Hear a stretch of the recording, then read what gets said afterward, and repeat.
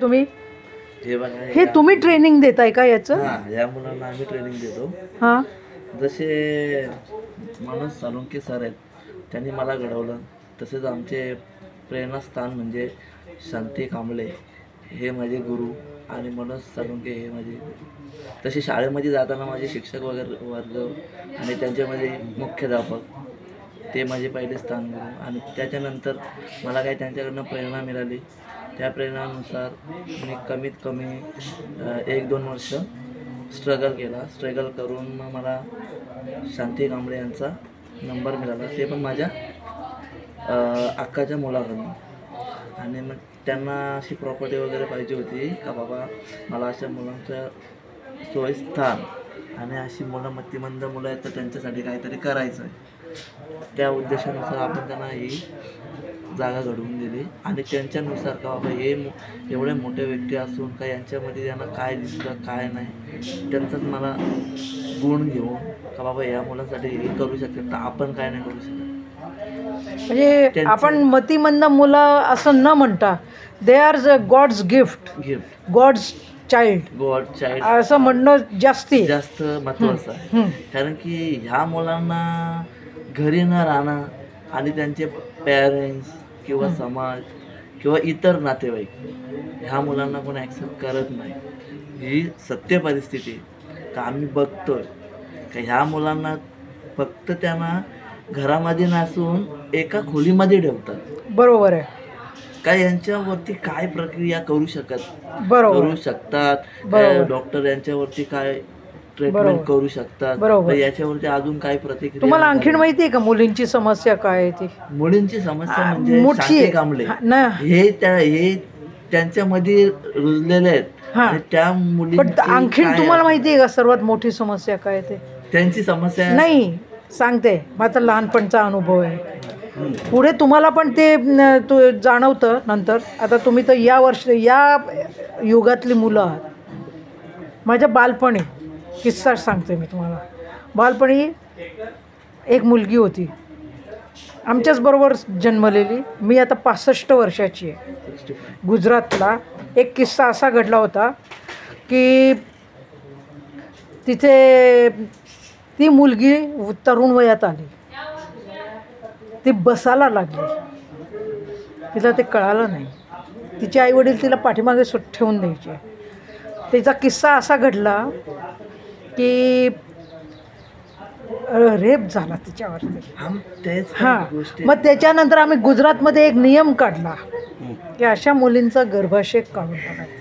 हा, म्हणजे ती आतमधली गोष्ट. येस. पण ते कसं माहिती आहे का, ह्या मुलींसाठी म्हणून सोयीस्कर आहे. कारण की ह्या मुलांची प्रतिक्रिया आहे ना, हे एकदम हायपर जर झाले काही त्यांना आवरत नाही. त्यांना समजत नाही मी काय करायला पाहिजे ना काय. म्हणजे आता तुमच्या लक्षात आलं असेल मी बोलताना सुद्धा थरथरायला लागली, कारण तो आमच्या समोर तो किस्सा घडलेला आहे. त्याच्यानंतर मग त्याच्या पाठीमागे आमचा मी खूप लहान असताना सुद्धा त्यावेळेला मी स्वतः आक्रमक होते. आणि हा नियम लागू करण्यासाठी आम्ही लोकांनी त्या लहान वयात मी पाठपुरावा केलेला आहे त्यावेळेला. आता 65 आहे, 41 वर्ष झाले लग्नाला. पण तो किस्सा मला आता बघून एकदम मला तो आठवला की आता कॉशियस झालेत सगळे पॅरेंट्स पण. नाही असं नाही बोलू शकत. कारण की बघतोय तुमच्या समोरची परिस्थिती आहे हल्ली सुद्धा का त्या गोष्टी होतात. अच्छा. पण त्या गोष्टींना काहीतरी पर्याय निवडला पाहिजे आणि ते होणारच. या गोष्टी व्हायलाच पाहिजेत. बरोबर. कारण की मुलं राहू शकतात, मुली नाही राहू शकत. मुलींना काहीतरी प्रेरणास्थान मिळायला पाहिजे.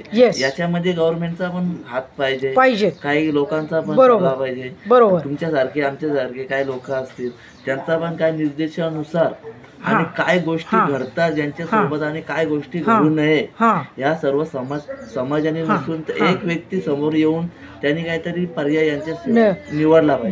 बरोबर आहे तुमचं म्हणणं. ते एवढाच विषय आहे की ह्या मुलांसाठी जो कोणी निर्माता किंवा अन्नदाता याच्यामध्ये काय विशेष असतात. कारण की एक माणूस ह्या मुलांना सांभाळू शकत नाही. त्याच्यासाठी काहीतरी तसे झाले आमचे सर मॅडम, ह्या मुलांसाठी भरपूर काही विचार केलेले आहेत. बरोबर आहे. का त्यांचं उदाहरण म्हटलं तर त्यांची मुलगी आहे. बरोबर. त्या मुलीच्या उद्देशानुसार ती शाळा निर्माण केली. का बाबा माझी मुलगी नसून माझी इतर मुलं आहेत, पण त्यांना कुठे स्थान नसून मला त्या माझ्या शाळेमध्ये 100% ही त्यांची प्रेरणा आहे. बरोबर. त्या प्रेरणानुसार मला त्यांच्यापासून काही गुण मिळाले, काय शिकण्यासारखं काही गुणधर्म त्यांच्याकडनं मिळाले. यांची मुलगी नसून ती आमची पण मुलगी बहीण म्हटलं तर एक प्रकारे नातं राहतं, पण आमची मुलगी म्हटलं तर ते आमच्या अगदी खरं आहे. मग तिच्यासाठी आपण काय करावं पाहिजे आणि काय नाही करावं पाहिजे हे त्यांचा 100% खरं आहे. हे त्यांचे पूर्ण काय विचार असतील ते त्यांना माहित असते. पण आम्हाला समोर दिसतं. आता हा एक व्यक्ती आहे, हा मुलगा शिवम आणि त्याचा भाऊ सत्यम, ह्याच्यामध्ये भरपूर डिफरन्स आहे. जर आपण एखाद्याला जर जेवण नाही दिला ना, हा त्याला जेवण भरू शकतो. का आता कुठे तो भाऊ? तो तिथं आतमध्ये बसलाय का? ओके. पण त्याच्यामध्ये काय आहे, या मुलांना समजू शकतात, पण त्याच्यासाठी काय आहे, थोडासा त्यांचा अभ्यास त्यानं जर यांच्यामध्ये गुंतवून नाही ठेवला ते समाजामध्ये फिरू शकत नाही. बरोबर. मग त्यानंतर अजून लोक कसे इरिटेट करणारी लोक. बरोबर. इरिटेट नसून त्यासाठी या सरांनी बरोबर एक संस्था ओपन केली. त्या शाळेचा म्हणजे पूर्ण संस्थेचं नाव आणि पूर्ण ऍड्रेस सांगा. पूर्ण ध्येय जातो म्हणजे आशय म्हणजे अशा मुलांना सांभाळून घेणारा आणि एकांतरित आणणारा आणि लोकांचा नजर खाली असणारा म्हणजे एक आशय. एक कुल नसून एक हा मंदिर आहे. बरोबर. त्याचे निर्माता म्हणजे मनोज सालुंके आणि सोमती म्हणजे शांती कांबळे.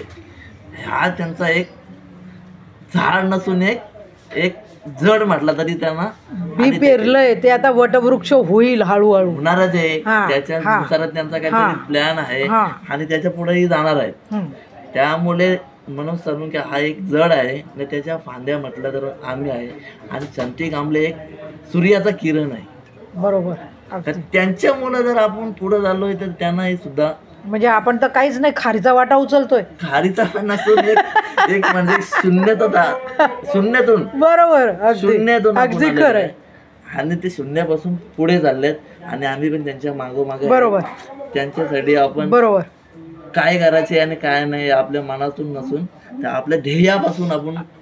बरोबर आहे.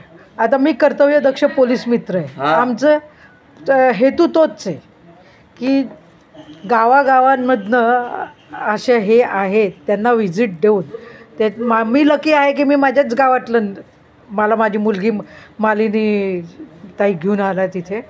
मालिनी म्हटलं तर भरपूर काही सपोर्ट न म्हणता एक मार्गदर्शन सपोर्ट म्हटलं तर एक माणसाच्या उभे राहणे तो एक भाग मागचा जातो.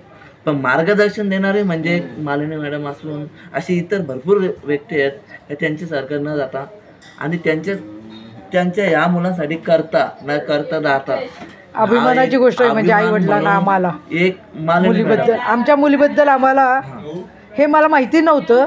ती मुद्दाहून दाखवायला घेऊन आली मला आज. आई मी आपण भरपूर काही बोललं तरी कमी आहे कारण की ते करतात. नाही ते आहेत इतर वेळेस इव्हेंट साठी कशासाठी पण कधी त्यांनी मॅडमना फोन केला किंवा मॅडम आई त्यांना फोन केला का ते येतात का या मुलांसाठी. आणि या मुलांसाठी कोणी नसून फक्त दोनच व्यक्ती आहेत ते म्हणजे शांती कांबळे आणि मनोज सर. तसेच आहेत भरपूर. आणि सागर सर तुम्ही पण खूप तरुण वय तुमचं, दुसरं पण काही करू शकलं असतात पण तुम्ही इकडे वळलात. खूप मोठं तुमचं डेअरिंग आहे आणि त्यासाठी तुम्हाला आशीर्वाद धन्यवाद नाही देणार आशीर्वाद देते. कारण मी आजी आहे. आजी नसतं आम्ही आई म्हणलो. आई म्हणतो कारण की आईचा सल्ला. तसेच माझी मावशी आहे आता तसे काम करते काय कर म्हणून बाबा आई म्हणून नसून ते आपले एक मार्गदर्शन नक्की प्रेरणादायक आहे. आणि या शाळेसाठी हातातून काम न सोडता या मुलांकरिता ती जेवण बनवते आणि या मुलांचा सांभाळ करते. धन्यवाद खरोखर धन्यवाद. तुम्हाला लाख लाख सलाम आहे माझा. सलाम नाही उलट तुमच्यासाठी नाही